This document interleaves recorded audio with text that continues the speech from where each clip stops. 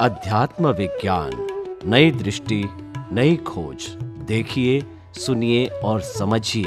अध्यात्म विज्ञानी पूज्य स्वामी श्री कमलेशानंद जी के निर्देशन में सनातन सत्य का अनुसंधान कर जीवन को प्रकाशित करें। चल। नमो भित्रागाय, नमो भित्रागाय, नमो अरिहंताणं, नमो अरिहंताणं, नमो सिद्धाणं, नमो सिद्धाणं, नमो आयर्याणं, नमो आयर्याणं, नमो वज्रायाणं, नमो वज्रायाणं, नमो लोये सवसाहुणं, नमो लोये सवसाहुणं। ऐसो पंच नमकारो, ऐसो पंच नमोकारो, सव पापपणासनो, सर्व पावपणासनो, मंगलानंच सव्वेसिं, मंगलानं च संवेसिं, परमं हवै मंगलम्। परमं हवै मंगलम्। ओम नमो भगवते वासुदेवाय, ओम नमो भगवते वासुदेवाय, ओम नमः शिवाय। ओम नमः शिवाय। जय सच्चिदानंद। जय सच्चिदानंद। प्रत्यक्ष दादा भगवानની સાક્ષીએ, प्रत्यक्ष दादा भगवानની સાક્ષીએ, વર્તમાને મહાવિદ્ય ક્ષેત્રમાં વિચરતા વર્તમાને મહાવિદ્ય ક્ષેત્રમાં વિચરતા તીર્થંકર ભગવાન શ્રી સિમંદર સ્વામીને તીર્થંકર ભગવાન શ્રી સિમંદર સ્વામીને અત્યંત ભક્તિપૂર્વક નમસ્કાર કરું છું। અત્યંત ભક્તિપૂર્વક નમસ્કાર કરું છું। વાત્સલ્ય મૂર્તિ શ્રી દાદા ભગવાનને વાત્સલ્ય મૂર્તિ શ્રી દાદા ભગવાનને અત્યંત ભક્તિપૂર્વક નમસ્કાર કરું છું। અત્યંત ભક્તિપૂર્વક નમસ્કાર કરું છું। 33 કોટી દેવી દેવતાઓને 33 કોટી દેવી દેવતાઓને અત્યંત ભક્તિપૂર્વક નમસ્કાર કરું છું। અત્યંત ભક્તિપૂર્વક નમસ્કાર કરું છું। વિતરાગ શાસન દેવ દેવીઓને વિતરાગ શાસન દેવ દેવીઓને અત્યંત ભક્તિપૂર્વક નમસ્કાર કરું છું। અત્યંત ભક્તિપૂર્વક નમસ્કાર કરું છું। નિષ્પક્ષપાતી શાસન દેવ દેવીઓને નિષ્પક્ષપાતી શાસન દેવ દેવીઓને અત્યંત ભક્તિપૂર્વક નમસ્કાર કરું છું। અત્યંત ભક્તિપૂર્વક નમસ્કાર કરું છું। આ ક્ષેત્રના રક્ષક દેવી દેવતાઓને આ ક્ષેત્રના રક્ષક દેવી દેવતાઓને અત્યંત ભક્તિપૂર્વક નમસ્કાર કરું છું। અત્યંત ભક્તિપૂર્વક નમસ્કાર કરું છું। આખા બ્રહ્માંડના જીવ માત્રના રિયલ સ્વરૂપને આખા બ્રહ્માંડના જીવ માત્રના રિયલ સ્વરૂપને અત્યંત ભક્તિપૂર્વક નમસ્કાર કરું છું। અત્યંત ભક્તિપૂર્વક નમસ્કાર કરું છું। જગત ભરના સંત પુરુષોનું યોગ બળ, જગતભરના સંત પુરુષોનું યોગ બળ, જગત ભરના સત્પુરુષોનું યોગ બળ જગતભરના સત્પુરુષોનું યોગ બળ અને પ્રગટ જ્ઞાની પુરુષ દાદા ભગવાનનું યોગ બળ અને પ્રગટ જ્ઞાની પુરુષ દાદા ભગવાનનું યોગ બળ સમસ્ત વિશ્વનું કલ્યાણ કરો, કલ્યાણ કરો, કલ્યાણ કરો। સમસ્ત વિશ્વનું કલ્યાણ કરો, કલ્યાણ કરો, કલ્યાણ કરો અને કલ્યાણ કરવાનું નિમિત્ત બનવાની અને કલ્યાણ કરવાનું નિમિત્ત બનવાની અમ સૌ મહાત્માઓને આમ સૌ મહાત્માઓને પરમ શક્તિ આપો, શક્તિ આપો, શક્તિ આપો। પરમ શક્તિ આપો, શક્તિ આપો, શક્તિ આપો। જગતના સર્વ જીવો સુખ અને શાંતિને પામો, જગતના સર્વ જીવો સુખ અને શાંતિને પામો, જગતના સર્વ જીવો સમાધાનને પામો, જગતના સર્વ જીવો સમાધાનને પામો, જગતના સર્વ જીવો મોક્ષને પામો, જગતના સર્વ જીવો મોક્ષને પામો। જગત કલ્યાણ હો, જગત કલ્યાણ હો, જગત કલ્યાણ હો, જગત કલ્યાણ હો, જગત કલ્યાણ હો। જગત કલ્યાણ હો। જય સચ્ચિદાનંદ। જય સચ્ચિદાનંદ। જય સચ્ચિદાનંદ, જય સચ્ચિદાનંદ, જય સચ્ચિદાનંદ, જય સચ્ચિદાનંદ, જય સચ્ચિદાનંદ, જય સચ્ચિદાનંદ.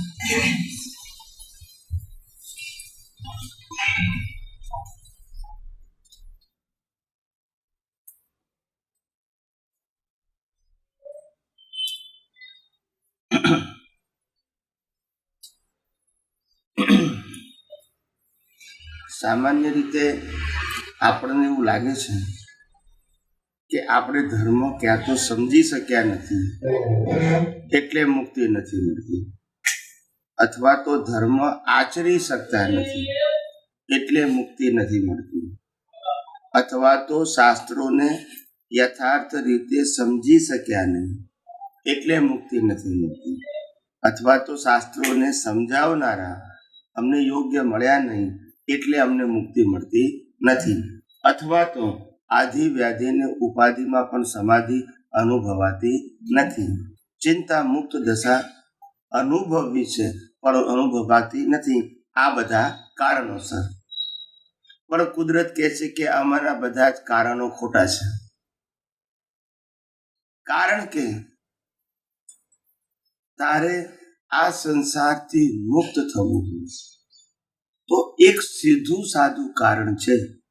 એમાં ધર્મ નથી આવતું, શાસ્ત્ર વચ્ચે નથી આવતા, ગુરુ વચ્ચે નથી આવતી અને ક્રિયા વચ્ચે નથી આવતી. આ કશું વચ્ચે આવતું. વચ્ચે શું આવે છે? તું આ જગતનું સનાતન સત્ય સમજતો નથી, એ જ વચ્ચે આવે છે. સનાતન સત્ય જે કાયમનું છે અને ક્યારેય બદલાતું એ નથી સમજતો, એ જ વચ્ચે આવે છે. એટલે અનુભવી પુરુષોનું જ્ઞાન એકદમ સ્પષ્ટ છે, ગોળ ગોળ નથી, એ કોઈના ઉપર ઢોળી દેતું નથી. એટલે કે તને જ્યાં સુધી આ જગતનું સનાતન સત્ય સમજાવનારો અનુભવી પુરુષ ભેગો નહીં થાય ત્યાં સુધી આ જગતનું સનાતન સત્ય તારે સમજવું એ શક્ય પણ નથી. કારણ કે દ્રષ્ટિ વિશાળ જોઈએ. શું જોઈએ? ટૂંકી દ્રષ્ટિ ચાલે.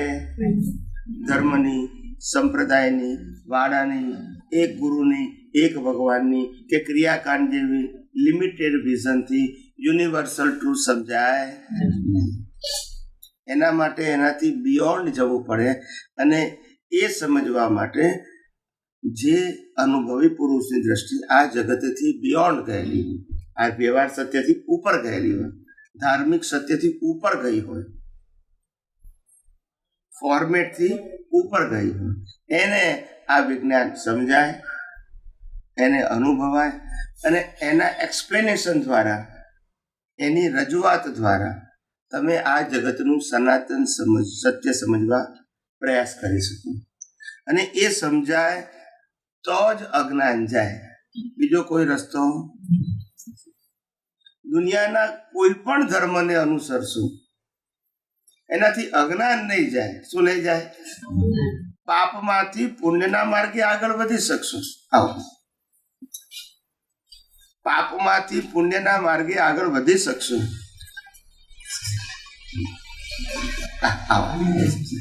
એટલે પાપમાંથી પુણ્યના માર્ગે આગળ વધવું સહેલું છે. પાપ પુણ્યથી પર થવું સહેલું નથી.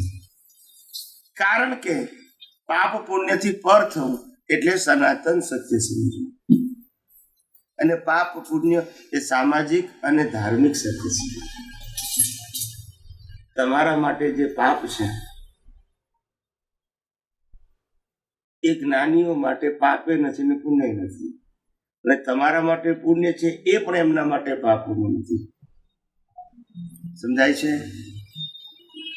મહાવીર ભગવાનના નિમિત્તે લાખો લોકો કેવળ જ્ઞાન પામીને મોક્ષે જાય, મહાવીરને પુણ્ય ના બંધાય, અને રામ લાખો માણસોને મારી નાખે તો પાપ ના બંધાય, એ જ અવતારે મોક્ષે જાય.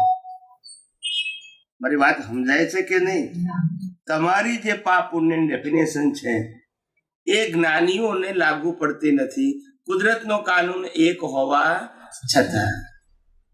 કારણ કે તમારી દ્રષ્ટિમાં રિલેટિવ સ્થિતિ છે. શું છે? આમ કરવાથી પાપ, આમ કરવાથી પુણ્ય. That is your definition. માટે તમને પાપ પુણ્ય લાગે છે, બીકોઝ ઓફ યોર બિલીફ. સમજાય છે? પાપ પુણ્ય ક્રિયાથી બંધાતા નથી, પણ તમે માનો છો ને, મેં કર્યું સારું તો કે મેં કર્યું ખોટું તો કે મેં કર્યું, ક્યાં તો પેલા એ કર્યું. બસ આ જ પાપ પુણ્ય બંધાવાના કારણ. જ્યારે જ્ઞાનીઓને આ મન વચન કાયા અથવા દુનિયાની કોઈ પણ વ્યક્તિના મન વચન કાયા અથવા 5 ઇન્દ્રિયોથી દેખાતી બધી જ અવસ્થા કુદરતી રચના દેખાય છે. એટલે પછી એમાં પાપ પુણ્ય, રાગ દ્વેષ, મેં કર્યું તે કર્યું, મારું છે તારું છે એ સબ્જેક્ટ આવતો. પછી કર્મ બંધાવાનો પ્રશ્ન ક્યાં આવ્યો? જ્યારે કુદરતી રચના તરીકે જુએ છે, પછી શું કરે છે સબ્જેક્ટ આવતો. પણ ધાર્મિક અને સામાજિક વાત આવે ત્યાં આગળ ક્રિયાનું મહત્વ હોય, માટે ત્યાં પાપ પુણ્ય હોય. એ વિઝન હોય ત્યાં સુધી. એનાથી ઉપર જાઓ તો પછી પાપ પુણ્ય લાગતું. એટલે આ જગતનું સનાતન સત્ય સમજવું એ જ મુક્તિનો એકમાત્ર ઉપાય છે. બીજો કોઈ રસ્તો નથી. રામે પણ આ જ સનાતન સત્ય સમજવું પડ્યું, કૃષ્ણએ પણ આ જ સનાતન સત્ય સમજવું પડ્યું, અને મહાવીરે પણ. સનાતન સત્ય આ દુનિયામાં 2 પ્રકારના ના. કદાચ સમજાવવાની રીત જુદી હોઈ શકે, એક્ઝામ્પલ જુદા હોય, પણ પ્રિન્સિપલ તો એક જ. એ સનાતન સત્યના પ્રિન્સિપલ ક્યારે બદલાતા? સતયુગ હોય કે કળિયુગ હોય, દ્વાપર હોય કે ત્રેતા હોય, ક્યારે બદલાતા નથી. એ સિદ્ધાંતોને ન જાણવા એનું નામ અજ્ઞાન, અને અજ્ઞાન ઇઝ ઇક્વલ ટુ રિલેટિવ સત્યનું જ્ઞાન. કયું જ્ઞાન? Relative Satya is equal to અજ્ઞાન. શું કીધું? રિલેટિવ સત્ય. વ્યવહાર સત્યને જ અજ્ઞાન કહ્યું આધ્યાત્મિક પુરુષ, કારણ કે એ જ રાગ દ્વેષનું કારણ બને છે. સમજાય છે? સનાતન સત્ય જુઓ તો પછી રાગ દ્વેષ. સમજાય છે? એટલે હિન્દુસ્તાનની હજુ સુધી કોઈએ રિલેટિવ સત્યને અજ્ઞાન નથી કહ્યું. શું કીધું? હિન્દુસ્તાનમાં કોઈ પણ ધર્મગુરુએ વ્યવહાર સત્યને અજ્ઞાન નથી કહ્યું. એક બાજુ વ્યવહાર સત્ય, એક બાજુ સનાતન સત્ય, એમ જ કહ્યું છે, પણ અજ્ઞાન. અમે કીધું રિલેટિવ સત્ય જ્ઞાન, એટલે કે રિલેટિવ સત્યને સનાતન સત્ય માનવું એ અજ્ઞાન છે. રિલેટિવ સત્ય હોવું અજ્ઞાન નથી, મારે રિલેટિવ સત્ય તરીકે જોવું એ અજ્ઞાન છે. સમજાય છે? એ દ્રષ્ટિમાં, આપણી દ્રષ્ટિમાં, જો તમારે અજ્ઞાનથી મુક્ત થવું હોય તો તમારી દ્રષ્ટિમાં સનાતન સત્યની દ્રષ્ટિ હોવી જોઈએ. પછી મન વચન કાયા તમારા કે બીજાના શું કરે છે એની સાથે વિજ્ઞાનને લેવા દેવા નથી. આવું સીધું સાદું સિમ્પલ વિજ્ઞાન છે. અને મને પોતાને તો ખાતરી છે કે આ વિજ્ઞાન 5-25 વર્ષની અંદર મેક્સિમમ કરોડો માણસ આ વિજ્ઞાન પાછળ પાગલ થશે. કરોડો માણસ. છેલ્લા 2500 વર્ષમાં આવું વિજ્ઞાન સાદી સીધી સરળ ભાષામાં, લોકભોગ્ય ભાષામાં, એટલે કે લોકો સમજી શકે તેવી ભાષામાં બહાર પડ્યું જ નથી. અને જેટલા ધર્મગુરુઓને આધ્યાત્મની વાતો કરો, મોક્ષની વાતો કરો, એ લોકો એમ જ કે તમારે કામની વાત એ તો બધી ગૂઢ વાતો છે. એટલે પછી એ પ્રશ્ન આવે જ્યારે ખરેખર એવું છે, સમજાવનારો અનુભવી હોય તો સિમ્પલ છે, અને સમજાવનારો અનુભવી ના હોય તો ડિફિકલ્ટ છે. શું છે? ડિફિકલ્ટ છે. અને માટે તમને બધાને સમજાવવું જોઈએ કે આ વિજ્ઞાનની શું કિંમત છે. સમજાય છે? તમે અહીંયા આવતા, ત્યાં આવતા, પેલા ભાઈ બેન ત્યાં બેસી શકે. ના વાંધો નહીં, વાંધો નહીં. હા બેસો. એટલે આ સમજવા જેવું છે આપણે કે ખરેખર મુક્તિનો માર્ગ અઘરો નથી. દ્રષ્ટિ આપનારો અનુભવી સામર્થ્ય વાળો હોવું જોઈએ. અને જો એ દ્રષ્ટિ આપવા વાળો પુરુષ મળી જાય તો ત્યાં આગળ તમારો ધર્મ, સંપ્રદાય, ક્રિયાકાંડ જે કરતા હોય એ ક્યારે બાધક બનતા, કારણ કે કુદરતી રચના. શું કીધું? એટલે કુદરતી રચનામાં કરવું કે ના કરવું એ સબ્જેક્ટ આવતો. ફક્ત તમારી દ્રષ્ટિ શું છે એ જ અગત્યનું છે. ફક્ત તમારી દ્રષ્ટિ શું છે એ જ અગત્યનું છે. સમજાય છે? એટલે આવું સીધું સાદું સરળ વિજ્ઞાન તમને બધાને સાંભળવા મળે છે, સમજવા મળે છે, ઉપયોગ કરીને અનુભવ કરવા મળે છે. એ તમારા બધાનું સદભાગ્ય છે. આવું વિજ્ઞાન આ કાળમાં છેલ્લા 2500 વર્ષથી કોઈએ કહ્યું નથી.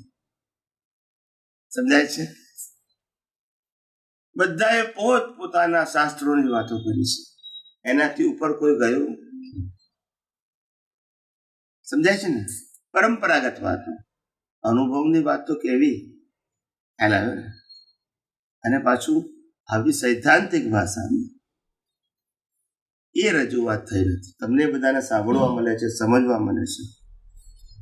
આજે કોરોનાની અંદર લગભગ છેલ્લા માર્ચ મહિનાથી 22-24 માર્ચથી આપણે આ ઝૂમ ઉપર સત્સંગ શરૂ કર્યો. 22-24 માર્ચ હજુ આપણો ઝૂમ ઉપર સત્સંગ ચાલુ છે.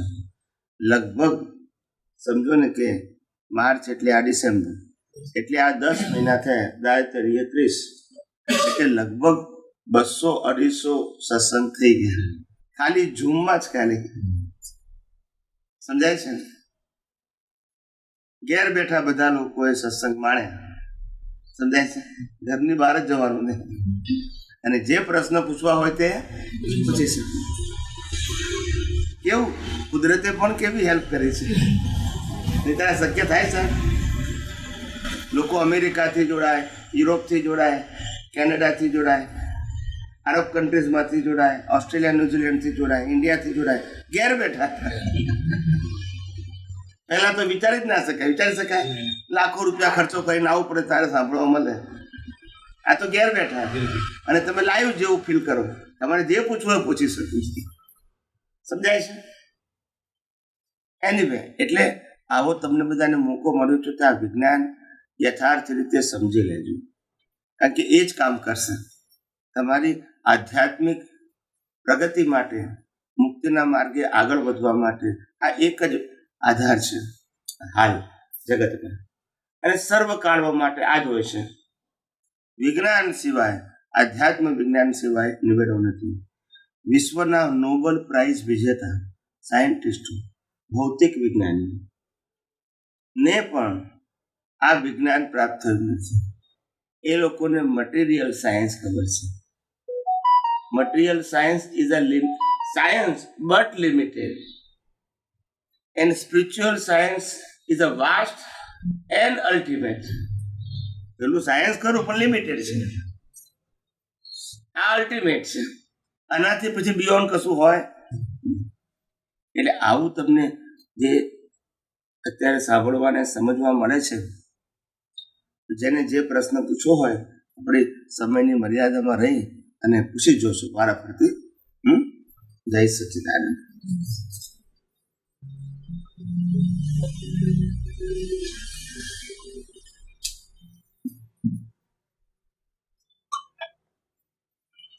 પૂછો, કોઈને પ્રશ્ન પૂછવા હોય તો. જય સચિદાનંદ. બહુ બધું સાંભળવાનું એટલું પણ ગૂંચવાડા થાય. એટલે હવે સ્ટાર્ટિંગ ક્યાંથી કરવું એ કંઈ એક લેસન જેવું અમને આપો એમ કે વર્ષમાં મેં એની પાછળ જતી એ હવે પ્રગતિ નથી થતી એવું લાગે છે. બહુ સાંભળ્યું ના, પણ તમે વિજ્ઞાન સાંભળો છો. આમાં શું થાય કે માણસને ગૂંચવાડો ક્યારે થાય છે હું તમને સમજાવું, ને તમને એવા દાખલા એમાંય મળશે. ગૂંચવાડો ક્યારે થાય છે? જ્યારે તમે વ્યવહાર શક્તિ અને સનાતન શક્તિ બેને સમજીને ફોલો કરવા માંગશો એટલે ગૂંચવાડો થશે.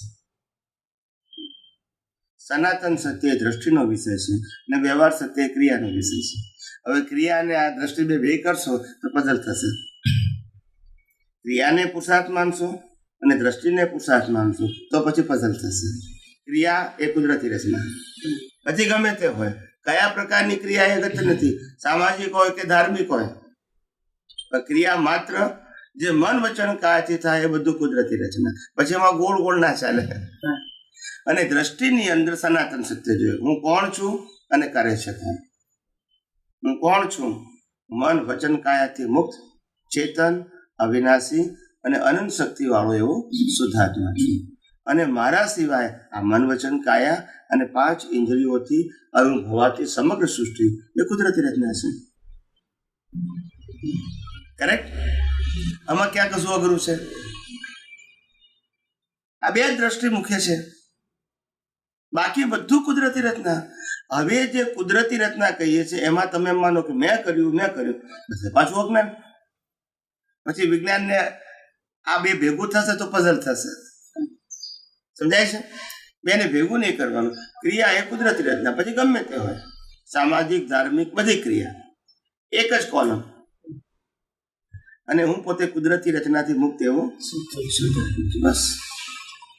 કેવો શુદ્ધાત્મા છું? હું ચેતન છું, અવિનાશી છું ને તમામ પ્રકારની અનંત શક્તિઓ વાળો છું. આ જ દ્રષ્ટિ.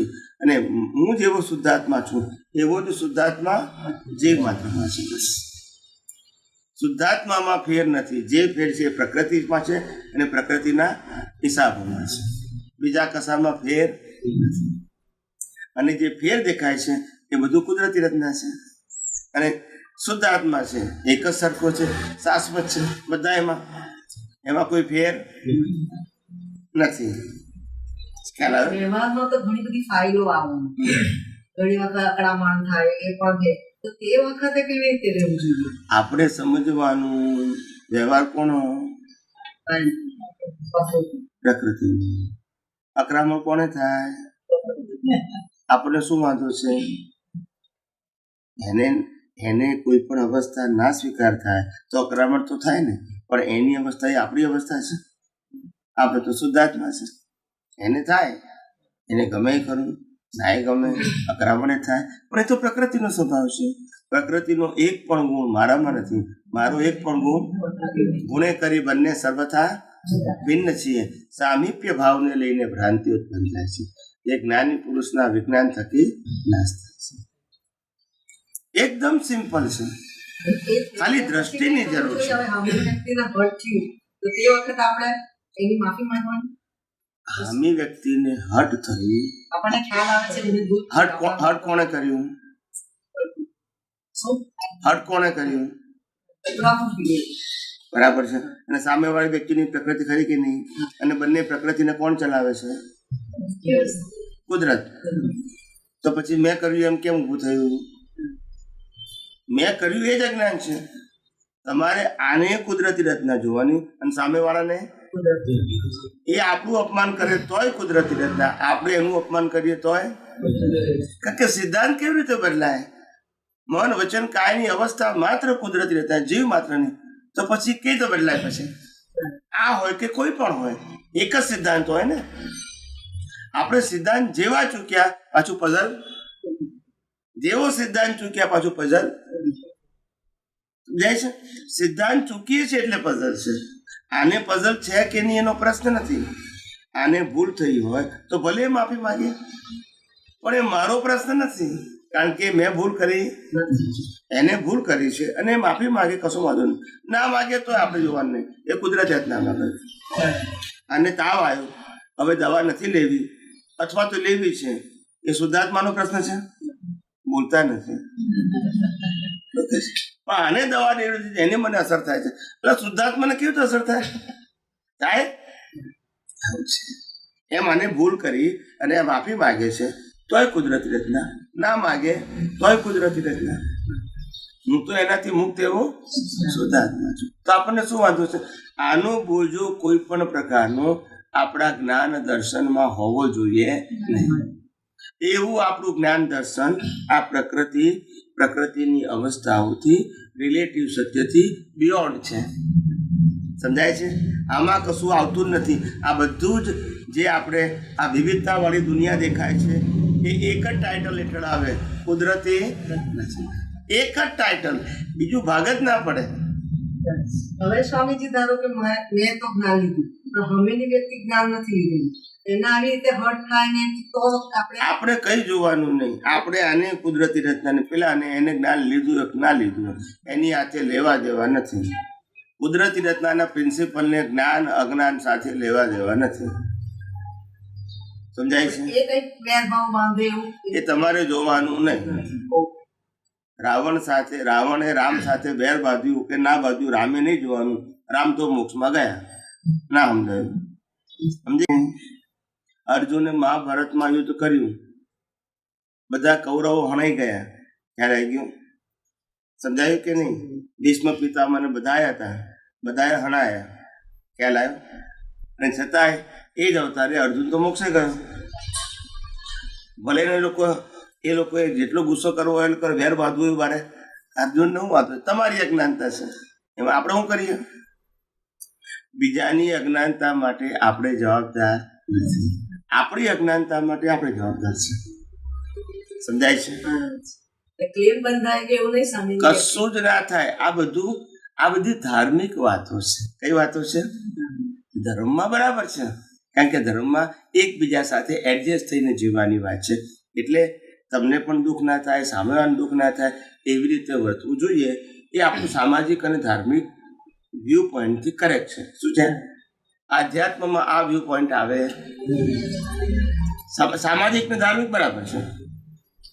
એટલે પહેલા જ મેં કીધું કે સામાજિક અને ધાર્મિકથી આ સનાતન શું છે? ઉપર છે. એટલે આ સબ્જેક્ટમાં તો ખાલી એક જ કુદરતી.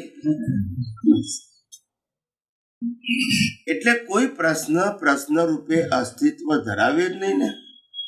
અહીંયા કોઈ સાસુ વહુના ઝઘડાનો પ્રશ્ન ના પૂછે કે હસબન્ડ વાઈફના ઝઘડાનો પ્રશ્ન ના પૂછે. પૂછે કોઈ? છેલ્લા 20 વર્ષથી આ રેકોર્ડિંગ છે, યુટ્યુબમાં આવી ગયું છે 2000 વિડીયો. કોઈ એ પ્રશ્ન નથી પૂછ્યો મને. નો સોશિયલ ક્વેશ્ચન. અને હું કોઈને કહેતો હોય નથી કે નહીં પૂછવાનું, પણ જેવું વિજ્ઞાન સમજી જાય એટલે પ્રશ્નનું અસ્તિત્વ રહેતું. વિજ્ઞાન ના સમજાય તો પ્રશ્ન છે, વિજ્ઞાન સમજાય તો પ્રશ્ન જ નથી. જ્યારે મન વચન કાયની અવસ્થા માત્ર કુદરતી રચના છે એવું જો સમજાઈ જાય તો પછી કોઈ પણ પ્રકારના સામાજિક પ્રશ્નો રહે. કુદરતી રચનાનો મતલબ શું? ફરજિયાત તમારા જે હિસાબ છે પાપ પુણ્યના એ જ પ્રમાણે થવાનું છે. રામ હોય તો વનવાસ જવું પડે, રામ હોય તો એની સીતા ઉપાડી જાય. શું કરો? કર્મ સત્તા આગળ કોઈનું ચાલતું નથી. અને આપણું આનું ના ચાલે, એમ રામનું ના ચાલે તો આનું ચાલે ને કોઈનું ના ચાલે. પણ એ કુદરતી રચનામાં ગયું. શેમાં ગયું? એટલે પછી ફરિયાદ કરવાની રહી. સમજાય મારી વાત? બીજા કોઈને કઈ પૂછવું હોય તો પૂછો.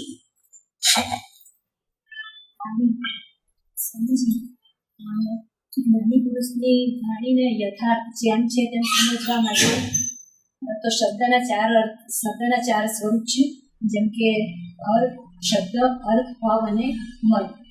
તો કોઈ પણ વાક્યમાં આપણે શબ્દ સમજી શકીએ, અર્થ સમજી શકીએ, કંઈક વખતે ભાવ પણ સમજી શકીએ, પણ જે વાણીનો આત્મા જે મર્મ કહેવાય એ જ્ઞાની પુરુષની એ મર્મ સુધી કેવી રીતે પહોંચી શકાય યથાર્થ એ. અને મને એ એક્ઝામ્પલ દ્વારા એ સમજાવો કે હું ચૈતન્ય છું, અનંત શક્તિ વાળો છું, અને હું ચૈતન્ય છું, અવિનાશી છું, અનંત શક્તિ વાળો છું. આ શબ્દમાં આ ચારે ચારનું મને તમે શબ્દ સુધી તો મને ખ્યાલ આવતો પણ કંઈક છે, પણ મર્મને કેવી રીતે ગ્રહણ કરી શકાય? એટલે પહેલી વસ્તુ કે જ્ઞાની પુરુષને વાણીને મર્મથી સમજવા માટે અથવા તો યથાર્થ સમજવા માટે એ લેવલની દ્રષ્ટિ કેળવવી પડે, ત્યારે આપણને સમજાય. એ લેવલની દ્રષ્ટિ કેળવવી પડે ત્યારે આપણને યથાર્થ સમજાય. અને એ લેવલની દ્રષ્ટિ કેળવવા માટે પ્રેક્ટિસ જોઈએ. શું જોઈએ? આ વિજ્ઞાનના ઉપયોગની પ્રેક્ટિસ. આમાં કોઈ ચમત્કાર ના હોય. પ્રેક્ટિસ એ જ તમને પરફેક્ટ બનાવે. શું બનાવે? કોઈ પણ વ્યક્તિ કોઈ પણ કામ કરતી હોય શરૂઆતમાં ત્યારે એને કશું જ ખબર ના હોય. જ્યારે ફર્સ્ટ ટાઈમ કરે ત્યારે પછી એ કામ કરતા જાય એમ ધીમે ધીમે દરેક એ કામ કઈ રીતે ફાસ્ટ થાય, ઇઝી થાય એવી અજાગૃતિ આવે. પછી એ જ કામ તમારે 2, 4, 6 મહિના, વર્ષ પછી આસાનીથી કરે. બિકોઝ નાવ હવે એને જાગૃતિ આવી ગઈ છે કે આ કામ કઈ રીતે કરવાનું છે. હવે એને એટેન્શન આપવાની જરૂર. It's a mechanical process. જેમ નાના છોકરા હોય, નાની છોકરીઓ હોય 5-7 વર્ષની, અને એની મમ્મી કહે કે ભાઈ તું રોટલી વણ, તો આમ ધ્યાન દઈને વણે તોય વાંકી ચૂકી ગોળ ગોળ બનાય, સીધી વણે, ધ્યાન દઈને વણે તોય ના વણાય, એટેન્શન આપીને વણે ને તોય ના વણાય. ખ્યાલ આવી ગયો? એ જ છોકરી તમારે 20-25 વર્ષ થાય ને એટલે વાતો કરતા કરતા વણી શકે, કારણ કે હવે એને જ્ઞાન થઈ ગયું. એ રોટલી કેમ વણવી, કેટલું પ્રેશર આપવું, ક્યાં કેટલું પ્રેશર આપવું, એના માટે હવે સહજ થઈ ગયું. હવે એટેન્શન આપવાની જરૂર નથી. એવી રીતે આ વિજ્ઞાન પણ ધીમે ધીમે એપ્લિકેશનથી, કેળવણીથી પછી પરફેક્ટ થઈ ગયું. સમજાય છે? એટલે છેલ્લે મર્મ સમજાય. ક્યારે આમ શબ્દથી મર્મ સમજાય નહીં, પોતાના અનુભવથી જ મર્મ સુધી પહોંચી શકાય. ખ્યાલ આવ્યો ને? એનો હેતુ ભાવાર્થ સમજી શકાય, પણ મર્મ છે એ તો અનુભવના લેવલ સુધી જાવ તો જ ખબર પડે. થોડું ઘણું શબ્દમાં થોડમાં આવતું હોય તો જણાવો ને કે શું મર્મ એટલે શું હોય? મર્મ એટલે શું કહેવાય? એ જ તમારી દ્રષ્ટિ થઈ જાય, પછી કશું રહ્યું નહીં. પછી જેમ જ્ઞાનીની દ્રષ્ટિની અંદર સિમ્પલ વાત કરું તો આપણા જેમ ગ્લાસ હોય, એ ગ્લાસની ઉપર આપણે લાલ કલરના ગ્લાસ લગાવી દઉં તો દુનિયા ગ્લાસ ના જોવી પડે, ઇનબિલ્ટ થઈ ગયું. શું થઈ ગયું? એમાં લીલા ગ્લાસ લગાવો તો લીલી દેખાય. એવી રીતે જ્ઞાનીની દ્રષ્ટિ એ આ વિજ્ઞાનના અંતિમ સત્યમાં ફિટ થઈ ગઈ, એટલે એને સહજ રહે. શું રહે? ફિટ થઈ ગયું હોય.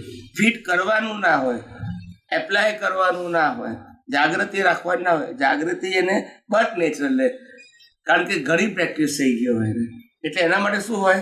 સહજ હોય. પણ એ સહજ પ્રેક્ટિસ છે, કોઈ બ્લેસિંગથી નથી થઈ, પ્રેક્ટિસથી. શેનાથી? અને આપણે જે વાત કરીએ છીએ કે હું ચેતન છું, અવિનાશી છું, હું અનંત શક્તિ વાળો છું, આ સમજવું એકદમ સહેલું છે. કારણ કે ચેતન છે આત્મા, એની મોટામાં મોટી સાબિતી કે જે દિવસે આ શરીરમાંથી આત્મા નીકળી જાય એટલે એને જળ કહીએ છીએ. અત્યારે જળ કહેતા છે, જળ પણ કહેતા, કારણ કે અંદર ચેતન ભળેલો છે. જળ હોવા છતાં જળ કહેતા, કારણ કે ચેતન અંદર. પણ જે દિવસે ચેતન નીકળી ગયું તો એને શું કહીએ છીએ? એટલે અંદર ચેતન છે તો ખ્યાલ આવી ગયો ને. આ એક વસ્તુ. હવે આ ચેતન છે પછી અવિનાશી છે, એટલે એનો ક્યારે અંત આવતો નથી. અનંતા જન્મોથી આત્મા તો તેનો તે, આ ખોળિયું બદલાયા કરે છે, સાધન એ બદલાયા કરે છે, પણ આત્મા તો, એટલે એને અવિનાશી, એનો નાશ થતો. શરીર જન્મે, જીવે ને મરે, આત્મા જન્મતો, જીવતો ને મરતો નથી. આત્મા તો પ્રત્યેક અવતારમાં હાજરી રૂપે કામ કરે છે, કારણ કે કુદરતનો કાનૂન એવો છે, જે આત્માની હાજરીમાં કર્મ બંધાયા હોય એ જ આત્માની હાજરીમાં કર્મ મોકલે. શરીર ભલે ગમે તે હોય પણ એની હાજરી જરૂર છે. એટલે એની પાસે તો કોઈ ઓપ્શન, મારે હાજર રહેવું કે ના રહેવું, ઓપ્શન નથી. એની હાજરીમાં કર્મ બંધાયા એટલે એની હાજરીમાં નરક ગતિ જાય તોય જવું પડે, દેવલોકમાં જવું પડે, અસુરોમાં જવું પડે. એની પાસે કોઈ ચોઈસ નથી. આત્માની પાસે ચોઈસ નથી, ને આત્મા સફરર નથી, ભોગવનારું પણ નથી. સમજાય છે? હાજરી સમજાય છે? એવી રીતે એટલે આત્મા ચેતન છે, અવિનાશી છે, અને આત્મા અનંત શક્તિ વાળો છે. અનંત શક્તિ વાળો કેમ કહો છો? કહેવાય છે જળની અંદર જ્ઞાન ના હોય.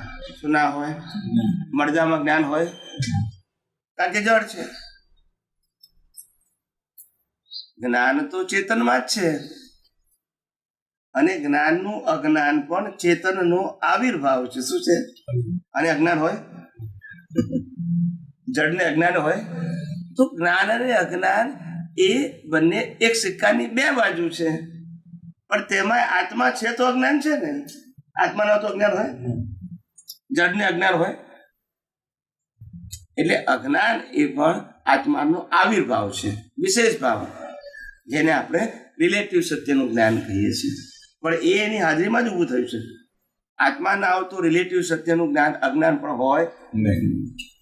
હવે એ રિલેટિવ સત્યનું જ્ઞાન કે જેને અજ્ઞાન કહેવાય છે પણ એને જ્ઞાન માને છે એટલે એનો ઉપયોગ કરે છે.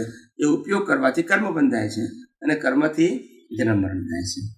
હવે એની કેવી અનંત શક્તિ કે ખાલી એની હાજરીથી આ જ પ્રતિષ્ઠિત આત્મા જે કર્મ બાંધનારો છે, લાઈવ ઇગોઇઝમ, જીવતો અહંકાર, એ એની હાજરીમાં કેવા કર્મ બાંધે? બીજા અવતારમાં મનુષ્યોની પણ બાંધી શકે, પશુઓની પણ જઈ શકે, નરગતિએ જઈ શકે અને દેવલોકે જઈ શકે અને બધું જ અજ્ઞાન નાશ કરીને મોક્ષે પણ. કેવી અનંત શક્તિ! શું આત્માની ગેરહાજરીમાં કર્મ બાંધી શકાય? શું આત્માની ગેરહાજરીમાં કર્મ ભોગવી શકાય? કેવી શક્તિ! હું ચક્રવર્તી હોઉં તો પણ આત્મા તો જોઈએ જ. હું તીર્થંકર હોઉં તો પણ આત્મા જોઈએ. હું વાસુદેવ હોઉં તો આત્મા જોઈએ. હું નરગતિમાં હોઉં તો પણ આત્મા. હું દેવલોકમાં હોઉં તો આત્મા. બોલો કેવી શક્તિ! એના વગર બધું જડ, એના વગર બધું કેવી શક્તિ! કશું ના કરે છતાં એના હાજરી વગર કશું જ કોઈ વેલ્યુ નહીં. દેવલોકમાં પણ આત્મા ના હોય તો વેલ્યુ ખરી? નરકલોકમાં આત્મા ના હોય તો વેલ્યુ ખરી? પશુઓનીમાં આત્મા ના હોય તો? મનુષ્ય ભાવમાં આત્મા ના હોય તો? એવી અનંત શક્તિ. પણ અનંત શક્તિ દેખાય નહીં. એવી કેવી? એની હાજરી વગર કશું ના થાય એનું નામ અનંત શક્તિ કહેવાય. શું કહેવાય? એટલે એની શક્તિ છે એ કેવી શક્તિ છે? ક્વોન્ટિટી વાચક નથી, ક્વોલિટી વાચક છે. કેવી છે? અનંત શબ્દ એ ક્વોન્ટિટી વાચક નથી, ક્વોલિટી વાચક છે. શું છે? આમ અનંત શક્તિ નથી. સમજાય છે? જેમ સૂર્યનારાયણની હાજરીથી આખું આ વિશ્વ ચાલે છે. ઠંડી, ગરમી, વરસાદ એ સૂર્યનારાયણને કારણે છે. આ બધી વનસ્પતિ ઉગવી એ પણ સૂર્યનારાયણને કારણે. આ પ્રાણવાયુ, અંગારવાયુ કન્વર્ટ થવું એ પણ સૂર્યનારાયણની હાજરીમાં.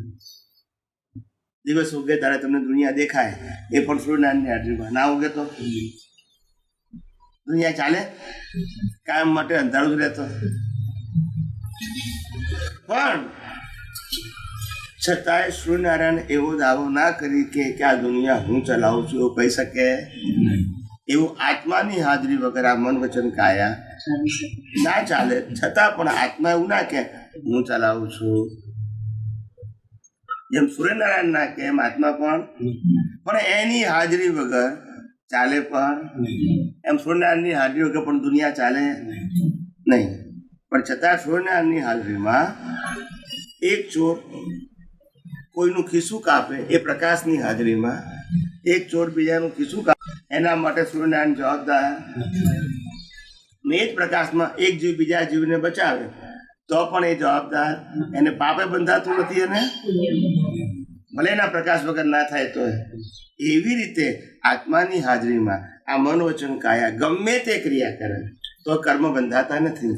પણ ક્રિયાનો કર્તા ને માલિક થયો તો પછી કર્મ અને એનું નામ અજ્ઞાન. ક્રિયાનું નામ અજ્ઞાન, ક્રિયાનું નામ અજ્ઞાન. અજ્ઞાન દ્રષ્ટિમાં છે અને જગતના લોકો ક્રિયામાં અજ્ઞાન ખોળે છે. ક્રિયામાં અજ્ઞાન. ક્રિયા એ તો જળનો સ્વભાવ છે. આ પંખો છે, આપણે ચલાવીએ એટલે ચાલે કે ના ચાલે? પંખાને ચાલુ કર્યા પછી આપણે તો રસોઈ કરવા જતા રહ્યા અને અહીંયા કબૂતર આવ્યું ને ફસાઈ ગયું ને મરી ગયું તો પંખાને પાપ લાગે? સમજાય છે કે નહીં? સમજાય છે કે નહીં? હવે શિયાળાનો દિવસ હોય, ઠંડીની જાન્યુઆરીની ઠંડી હોય એકદમ, અને આપણે આ એસીની અને આપણે ગીઝરની, હીટરની સ્વિચ બંને બાજુમાં હોય અને ભૂલથી આપણે એસીની સ્વિચ દબાઈને ઊંઘી જઈએ અને પછી આપણને ટાઢ લાગે તો પછી એને પાપ લાગે? એસીને લાગે? આવું છે. મશીનને શું કશું ના થાય, એમાં મશીન છે. લોકોને ખબર નથી પડતી. હજુ આ મન વચન કાયા એ મશીન છે. એનો ક્રિએટર, ઓપરેટર, ડિસ્ટ્રોયર થઈને કુદરત છે. એ સમજતા કેટલાય જીવોને હજુ લાખો અવતાર થશે. આ સમજાવવું સહેલું નથી. આ મશીનનું ક્રિએટર, ઓપરેટર, ડિસ્ટ્રોયર ત્રણે કુદરત છે. એને ઉત્પન્ન કરાવનારો, ચલાવનારો અને નાશ કરનારો ત્રણે કોણ છે? એ સમજાવવું જોઈએ ને. આ તો હું કરું એ એમાંથી બહાર નીકળતા નથી. એમાંથી આપણે બહાર નીકળવાનું છે. સમજાય છે? એમાં કોન્ટ્રોવર્સિયલ આગળ એવો થાય કે સ્વયં ક્રિયાકારી જ્ઞાન અને આ પ્રેક્ટિસમાં મૂકીને અનુભવેલું જ્ઞાન કે એમાં શું તફાવત? સ્વયં ક્રિયાકારી ક્યારે કહેવાય?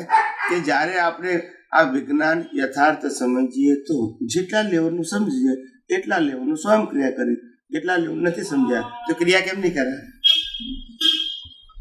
આજે સિમ્પલ દાખલો આપું કે બાલ મંદિરથી PhD ના બધા સ્ટુડન્ટને સ્ટુડન્ટ કહેવાય, બરાબર છે?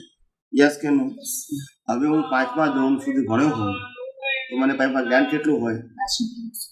એ 10મા ધોરણ સુધી ભણ્યો હોય તો હવે આપણે 5મા વાન કે 10મા તારી પાસે જ્ઞાન કેમ નથી? તો એ સ્ટુડન્ટ આ સ્ટુડન્ટ પણ આગળ વધી ગયો છે પાસ થઈને, હજુ આ વધ્યો નથી. છતાં એની પાસે જ્ઞાન છે, પેલા પાસે જ્ઞાન છે, પેલા પાસે આગળનું છે, અને જેટલી એક્ઝામ પાસ કરી એટલો આગળ વધ્યો ને. એમ આધ્યાત્મ માર્ગની અંદર તમે તમારી દ્રષ્ટિમાંથી જેટલું અજ્ઞાન નાશ કરશો એટલા તમે અપગ્રેડ થશો. શ્રીમદ છે ને પ્રેક્ટિસ અને આ ક્રિયાકારી શ્રીમદ કયું? એ જ તો ને, પ્રેક્ટિસ વગર કેવી રીતે ક્રિયાકારી થાય?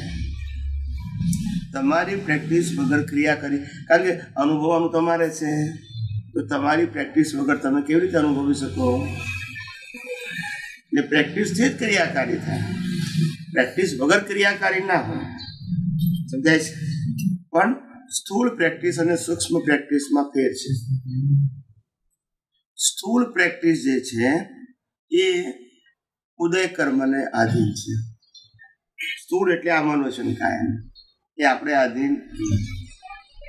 સમજાય છે? અને જે જ્ઞાન દર્શનની પ્રેક્ટિસ છે એ આપણે આધીન છે. એ આપણા ઉપયોગને આધીન છે, આપણી જાગૃતિને આધીન છે. આ એક જ્ઞાન દર્શનની ક્રિયા કહેવાય. જ્ઞાન ક્રિયા અને દર્શન ક્રિયા, એને મન વચન કાયની ક્રિયા સાથે કોઈ લેવા દેવા નથી. એ ક્રિયાને તમે રેકોર્ડ કરી શકો નહીં. એ જ્ઞાન દર્શનની ક્રિયા શુદ્ધ થાય તો તમને મુક્તતાની અનુભૂતિ થાય. મન વચન કાયાથી મુક્ત છું તેવું અનુભૂતિ થાય. આધિ વ્યાધિને ઉપાધિમાં સમાધિની અનુભૂતિ થાય. ચિંતા મુક્ત દશા થાય. હવે મારું શું થશે એવો વિચાર ના આવે, કારણ કે તમને ખબર છે કુદરતી રચના આખું મારું લાઈફ જન્મથી મોત સુધી ડિસાઇડેડ છે. કેવું છે? છેલ્લા શ્વાસ સુધી. હું વિચાર કરું કે ના કરું ફેરફાર નહીં થાય. રામકૃષ્ણ મહાવીર પણ પોતાનું જીવનને બદલી શક્યા? આટલું ફિક્સ છે. એટલે આ વિજ્ઞાન જેમ જેમ જાણશો એમ તમને સહજ સમાધિ રહેશે. આને ભલે આધિ વ્યાધિ ઉપાધિ હશે, કારણ કે આ તો કુદરતી રચના છે ને આ તો કર્મ ભોગવવાનું સાધન છે. એટલે આને કેમ ભોગવટ આવ્યો એ પ્રશ્ન નહીં પૂછવાનો. આનો રોલ જ એ છે. શું કીધું? રોલ જ. મન વચન કાયા એ કર્મ ભોગવવાનું સાધન માત્ર છે, એ પુરુષાર્થ કરવાનું સાધન ન હોય. આ બિલકુલ લાઈન ઓફ ડિમાર્કેશન ક્લિયર કરવાની, કન્ફ્યુઝન ઊભું કરવાનું નહીં. આને કેમ સુખ દુઃખ મળે છે એ નહીં પૂછવાનું. ફરજિયાત છે. શું છે? ફરજિયાત. અને જેવા કર્મો બધા તમારા પૂરા થઈ ગયા એટલે આ સાધનનો રોલ પૂરો થઈ ગયો એટલે બાળી નાખવાનું. શું કરવાનું? માટે આને સુખ દુઃખ કેમ આવે છે નહીં પૂછવાનું. એ ફરજિયાત છે. શું છે? એમાં ઓપ્શન. પણ તમારી દ્રષ્ટિમાં અજ્ઞાન હોવું જોઈએ કે નહીં, બસ ત્યાં જ તમારે ધ્યાન રાખવાનું છે. અહીંયા ધ્યાન રાખવાનું. ખ્યાલ આવ્યો? અહીં તો તમે રાતના 12 વાગે ઘસઘસાટ ઊંઘી જાઓ અને સવારે 8 વાગે ઉઠો તો પેલા કે છે સ્ટોકનો ભાવ વધી ગયો તો તમે કરોડપતિ થઈ ગયા, અને ઘટી ગયો તો રોડપતિ થઈ ગયા. પણ કશું કર્યા વગર. કશું કર્યા વગર. સમજાય છે? આપણે તો આપણી પાસે એક્સ્ટ્રા પૈસા હતા એટલે એક મકાન, કોઈએ કીધું કે આ મકાન સારું છે ગામમાં, તું ગામમાં રહે છે, તારું મકાન જૂનું છે, તારા પૈસા છે, તું અમેરિકા રહે છે તો આ સરસ મકાન છે વેચવાનું, તો લઈ લે તું. પેલો કે સારું મારી પાસે એક્સ્ટ્રા પૈસા છે લઈ લો ને કે છે.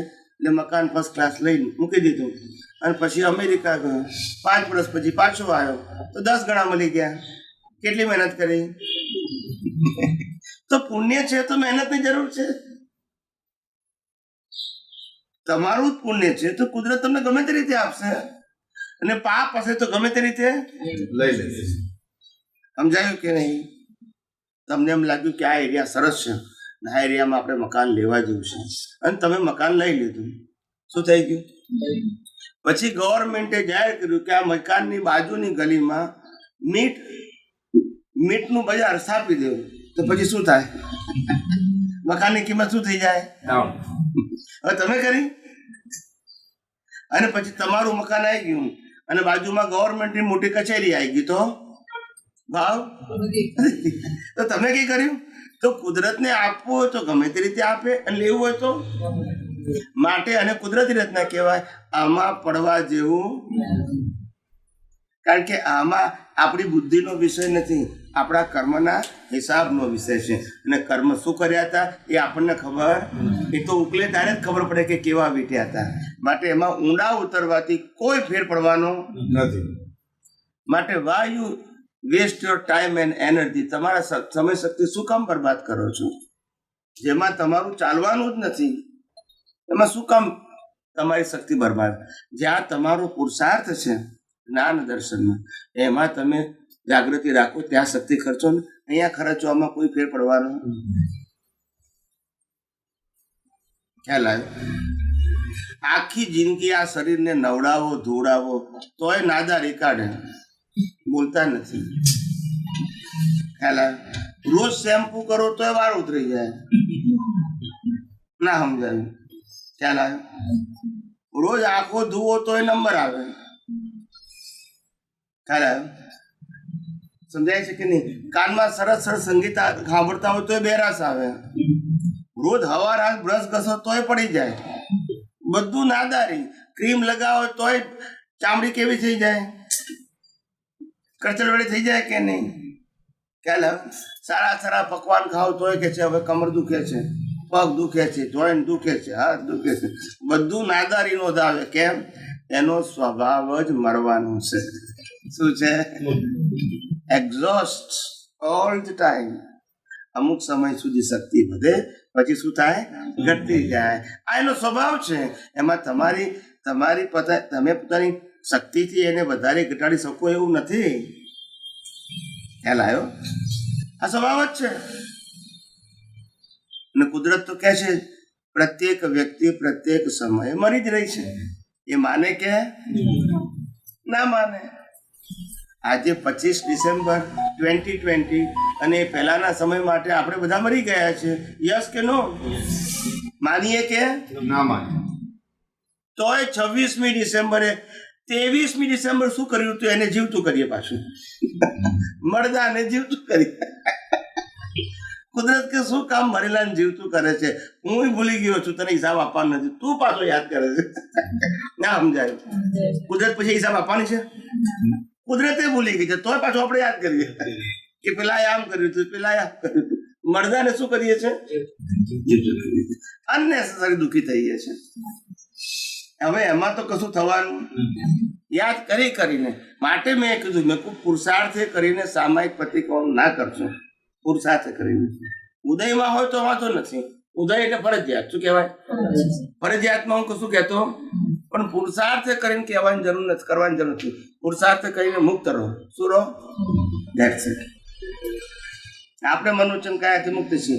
મન વચન કાયાને શું કરવું એ આપણો વિષય નથી. એને અતિક્રમણ કરવું, પ્રતિક્રમણ કરવું એ બધું કુદરત રચના. અતિક્રમણે કુદરત રચના, પ્રતિક્રમણે આપણે એમાં પડવું. પડીએ તો પાછલું યાદ કરવું પડે ને. પાછલું ક્યારે યાદ કરવું પડે? આમાં ઊંડા ઉતરીએ તો ને, આમાં ઊંડા ઉતરીએ તો ને, ના ઊંડા ઉતરીએ તો કઈ નહીં. આજનું આજે, પછી આવતીકાલનું આવતીકાલે, પરમ દિવસ પરમ દિવસે. આમાં ઊંડા ઉતરે તો પાછળ સતત વિચારો આવ્યા કરતો તો તે વખતે સ્ટોપ કરવું. એ ભલે ના આવે, બાયપાસ કરી નાખવાના. આપણા મનની અંદર અનેક પ્રકારના વિચારો આવે છે, નથી આવતા. શું બધાને તમે વળગી પડો છો? તો પછી જેમ બીજા નથી વળગતા, મને વળગવાનું નહીં. પાસ આપણે જ કરવાના છે, વળગવાનું આપણે જ છે. બહારથી તો કોઈ જરૂર છે જ નહીં. અમુક ગમતા ને ના ગમતા આપણે નક્કી કરીએ છીએ ને. વિચારો કે છે એમને ગમતા ના ગમતા એ તો આ જતા રહે છે બચારા. આપણે વળગીએ છીએ કે ના બહુ સરસ છે, આ બહુ ખરાબ છે, એ આપણે કહીએ છીએ. વિચારો સારા ખરાબ નથી, તમારી દ્રષ્ટિમાં વિચારો સારા ખરાબ છે એવું ટાઇટલ આપું છું. એ તો બચારા આયા છે જવા માટે. શેના માટે આયા? જવા માટે. સ્વામીજીને વેલ્યુ નથી મુકાતી આત્માની, એટલે જ આ બધા પ્રોબ્લેમ્સ થાય છે. ને આત્મા માટે વેલ્યુ અને ત્યારે મુકાશે સ્વામીજી કે આપણે શબ્દો તો બોલીએ છીએ કે હું નિશ્ચય નિર્ણયથી શુદ્ધ આત્મા છું, પણ ઓન ધ વે જર્ની આપણે તો આપ કેવો છો કે લાસ્ટ બર્થ થશે ત્યારે સ્પષ્ટ વેદન થશે, ત્યારે જ આત્માની અનુભૂતિ થશે. ક્યાં? ઓન ધ વે તો આત્મા શું છે કેવો છે કે ખ્યાલ પણ અનુભૂતિ પણ નથી થતી.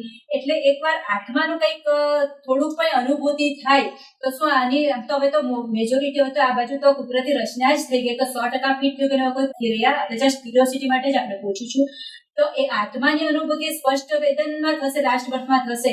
તો ઓન ધ વે જર્ની જ્યાં સુધી મને કેવળ જ્ઞાન નથી થતું, સ્પષ્ટ વેદન નથી થતું, ઓન ધ વે મારી જર્ની છે, તો કંઈક અંશે આત્માની અનુભૂતિ પણ થાય. તો આત્માની અનુભૂતિ શું હોય તો પછી એની વેલ્યુ મુકાશે ને. એવું છે કે આત્માની અનુભૂતિ એટલે કે એની હાજરી, એની અનુભૂતિ તો 24 કલાક થાય છે. હાજરી, પ્રેઝન્સ. તો આ બધું છે, હું છું તો આ પણ છે. એક્ચ્યુઅલ આત્માની અનુભૂતિ તો છેલ્લા અવતારમાં થાય.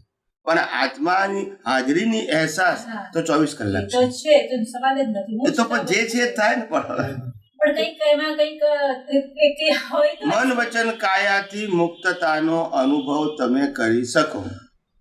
ઇઝ ઇક્વલ ટુ આત્માની અનુભૂતિ કહી શકાય? ના. એ પણ નહીં કહી શકાય. મન વચન કાયાથી મુક્તતાની અનુભૂતિ એટલે પહેલો મોક્ષ. શરીરથી એટલે કે આના સંબંધી હવે તમારે કોઈ સબ્જેક્ટ રહ્યો એટલે રાગ દ્વેષનું કારણ રહ્યું, ક્રોધ માન માયાલોભનું કારણ રહ્યું, કારણ કે આના તો મુક્ત છું. જે કઈ છે એ તો આને જ છે ને. રાગ કહો, દ્વેષ કહો, કસાય કહો, એ આને લાગુ પડે છે. હવે આનાથી મુક્ત રહ્યા એ પહેલી વિતરાગ દશા, અને આત્માને અનુભવ થઈ ગયો એ છેલ્લી વિતરાગ દશા, પછી મોક્ષ થાય. તો પણ સ્વામી પહેલી વિતરાગ દશા વગર બીજી કેવી રીતે આવે? એકડો થાય પછી બગડો થાય ને. હજુ આનાથી છૂટા રહી શકતા નથી સંપૂર્ણ તો આત્માનું. અને એક સિમ્પલ વસ્તુ છે, હંમેશા જ્યારે એક વસ્તુ ધ્યાન રાખવાની કે જ્યારે આપણે માર્ગ ઉપર હોઈએ, શું માર્ગ ઉપર અને ડેસ્ટિનેશન આપણા લક્ષ્યમાં હોય, ત્યારે માર્ગના એક પણ સ્ટેપ ઉપર ડેસ્ટિનેશનનો અનુભવ ના થાય, ખાલી લક્ષ્યમાં જોઈએ. પણ જ્યારે આપણે પહોંચીએ ત્યારે જ ડેસ્ટિનેશનનો અનુભવ થાય, not on the way. On the way તો લક્ષ્યમાં જોયું, મારે મુંબઈ જવાનું છે, મારે મુંબઈ પહોંચવાનું છે, મારે મુંબઈ પહોંચવાનું છે. અમદાવાદથી ચાલી નીકળ્યા હોય કે કારમાં નીકળ્યા હોય ત્યારથી આપણને ખબર છે મુંબઈ પહોંચવાનું છે. પણ 50 માઇલે આપણે એમ કહીએ કે મુંબઈ દેખાતું નથી, 100 માઇલે એમ કહીએ કે મુંબઈ દેખાતું નથી, 200 માઇલે એમ કે દેખાય ના દેખાય ને. પણ when you enter in 500 kilometres you are enter in Mumbai, that's your experience. ભાઈ તમારે પુરુષાર્થ નથી. એટલે પુરુષાર્થ રાઈટ ટ્રેકનો હોવો જોઈએ, અને આપણે રાઈટ ટ્રેક ઉપર ચાલતા હોવા જોઈએ. આટલું જ જોવાનું તો ડેસ્ટિનેશન આવશે. શું કીધું? પણ આપણે એક માઇલે એમ કે મુંબઈનો અનુભવ, મુંબઈ તો ના જ થાય ને. પણ થાય એટલે જે વસ્તુ પ્રેક્ટિકલ અને પોસિબલ નથી એનું લાલચ આપવાનો શું મતલબ? અમે એકલા જ કીધું છે કે આત્માનો અનુભવ કોઈને ના હોય, કોઈ નથી કહેતું એવું. બધા કહે છે કે આત્માનો અનુભવ થાય છે, અમને થાય છે, ખબર જ નથી ને. બોમ્બેની કલ્પના પણ કહો, એ લોક સંગીત બોમ્બેની કલ્પના મુક્તતાનો આનંદ છે, મુક્તતાનો અનુભવ. એ થાય. હું આત્માના અનુભવની વાત કરું છું. મુક્તતાનો અનુભવ. આજે બધા એમ કહે છે કે અમને થોડો આત્મા અનુભવ થાય છે, 2%, 5%, 10%, એવું જે બોલે છે વ્યવહારમાં એ સાચું નથી. હા, દરેકને પોતપોતાની તો બોલવાનો અધિકાર છે અને એની સ્વતંત્રતા છે. હું ખાલી સિદ્ધાંતની વાત કરું છું.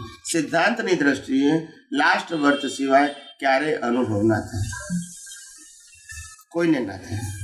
ખ્યાલ આવી ગયો? પણ મન વચન કાયાથી મુક્તતાનો અનુભવ તમારા જ્ઞાન દર્શનની જાગૃતિથી થઈ શકે છે. એ પહેલો મોક્ષ છે.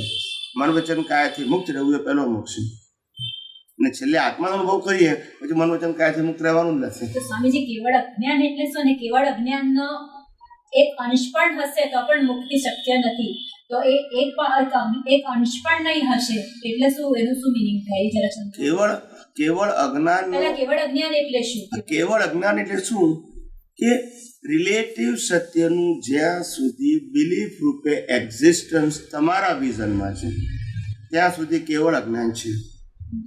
રિલેટિવ સત્યની બિલીફનું તમારી દ્રષ્ટિમાં એક્ઝિસ્ટન્સ એને છે આગળ કીવર્ડ શબ્દ અજ્ઞાન પણ કહે છે, કીવર્ડ કેમ શબ્દ આગળ આપણે કઈ એટલે ફક્ત અજ્ઞાન. જેમ કેવળ જ્ઞાન એટલે ફક્ત જ્ઞાન, એમ અહીંયા કેવળ અજ્ઞાન કે જેમાં આત્મા જેવી વસ્તુ જ ના હોય. કેવળ અજ્ઞાન એટલે જેને આત્મા સિવાયનું બધું જ જ્ઞાન, એને કેવળ અજ્ઞાન કહેવાય. આજે ફોરેનના લોકોને આત્મા શું એવું ખબર જ નથી, માનતા નથી, એને કેવળ અજ્ઞાન છે. ભલે જે જ્ઞાન છે પણ એને આધ્યાત્મિક ભાષામાં કેવળ અજ્ઞાન કહેવાય. એટલે ઓનલી ખ્યાલ આવે ને ત્યારથી બીજું કોઈ છે જ નહીં. હું આત્મા છું એ તો છે જ નહીં, તો પછી હવે આપણને તો હું આત્મા છું છે એ કેવળ અજ્ઞાન ના કહેવાય, પણ અજ્ઞાન કહેવાય. શું કહેવાય? અજ્ઞાન. એ અજ્ઞાન જે બિલીફ રૂપે છે, અજ્ઞાન એટલે રિલેટિવ છે, એ બધું જ આપણા બિલીફમાંથી ખલાસ કરવાનું, મન વચન કાયના હિસાબમાંથી ખલાસ કરવું એ આપણો વિષય નથી. બિલીફ એટલે દ્રષ્ટિમાંથી માન્યતા. તો પહેલો અનુભવ થાય, શેનો થાય? મન વચન કાયથી મુક્ત થાય. એનું સ્થૂળ અને સૂક્ષ્મમાં એક્ઝામ્પલ આપશો પ્લીઝ? આ જે કેવળ જ્ઞાન શબ્દાંતર ખલાસ થવું જોઈએ વિઝનમાંથી, એનું એક સ્થૂળ અને સૂક્ષ્મ એક્ઝામ્પલ આપો. હા, વિઝનમાંથી ખલાસ થાય એટલે વેલ્યુ ઘટતી જાય, એ ઘટતું ગયું કહેવાય. અને વિઝનમાં અવસ્થા શૂન્ય થઈ જાય તો વેલ્યુ ખલાસ થઈ જાય. વિઝનમાં રિલેટિવ સત્યની વેલ્યુ ઘટતી જાય, હા રિલેટિવ સત્યની વેલ્યુ તમારી ઘટતી જાય તો એ તમારું દર્શન હાઈ લેવલનું કહેવાય. અને અલ્ટિમેટ ક્યારે? રિલેટિવ સત્યની વેલ્યુ તો પછી અલ્ટિમેટ થઈ ગયું. પછી રાગદ્વેષનો કારણ ના રહ્યું. પછી પણ પાતળી પણ છે ત્યાં સુધી પાતળો રાગદ્વેષ પણ થઈ શકે. જરા વિસ્તારથી આમાં થોડું બધું સંદર્ભમાં જણાવો ને પ્લીઝ. એટલે કોઈ પણ વસ્તુનું વેલ્યુ કરવી એ આપણી દ્રષ્ટિનો સ્વભાવ છે. શું છે? આજે અહીંયા ડાયમંડ મૂક્યો હોય તો ડાયમંડ પોતે પોતાની વેલ્યુ કરી શકે? અહીંયા 1 કિલો સોનું મૂક્યું હોય તો સોનું વેલ્યુ કરી શકે? માણસ સોનાની વેલ્યુ કરી શકે? યસ. હવે માણસ જે સોનાની વેલ્યુ કરે છે એ એની ઇમ્પોર્ટન્ટ ઉપર કરે છે. તેના ઉપર કરે છે. દાખલા તરીકે મને મોહ છે તો મને સોનાની વેલ્યુ વધારે લાગે. એને કોઈ યોગીને સાધક જંગલમાં રહે છે એને વેલ્યુ 0 લાગે. ખ્યાલ આવ્યો? અને સંસારમાં પણ જે લોકો વૈરાગી છે એને પણ વેલ્યુ એની માઇન્ડ થઈ ગયેલી હોય. 0 તો ના હોય પણ માઇન્ડ થઈ ગઈ હોય. તો ત્રણેયની અસર તો અલગ અલગ હોય ને. જેને અતિ રાગ છે એની વેલ્યુ છે એને રાગદ્વેષ પણ એવા થવાના. જેને માઇન્ડ છે એને માઇન્ડ થવાના. અને જેને બિલકુલ મોહ જ 0 વેલ્યુ છે એને રાગદ્વેષ સોના ઉપર થશે જ નહીં. એ તમારી દ્રષ્ટિનો પ્રશ્ન છે. એક જ વસ્તુની સામે ત્રણની દ્રષ્ટિ કેવી છે? અલગ અલગ. એ ત્રણેયનું સ્ટેટસ બતાવે. ઇનર સ્ટેટસ કયું બતાવે છે? આઉટર નહીં, ઇનર સ્ટેટસ. સમજાય છે? એટલે એક દિવસે આપણે આત્માનો સ્પષ્ટ અનુભવ કરવા માટે આ 5 ઇન્દ્રિયોથી અનુભવાતી તમામ વસ્તુઓની વેલ્યુ 0 અનુભવવી પડશે. તે સિવાય કેવળ દર્શન નહીં થાય. કારણ કે 0 એટલા માટે કે કુદરતનું હતું, કુદરતનું છે અને કુદરત પાસે રહેવાનું છે. વેલ્યુ તમે કરો છો એ તમારી અજ્ઞાનતા છે.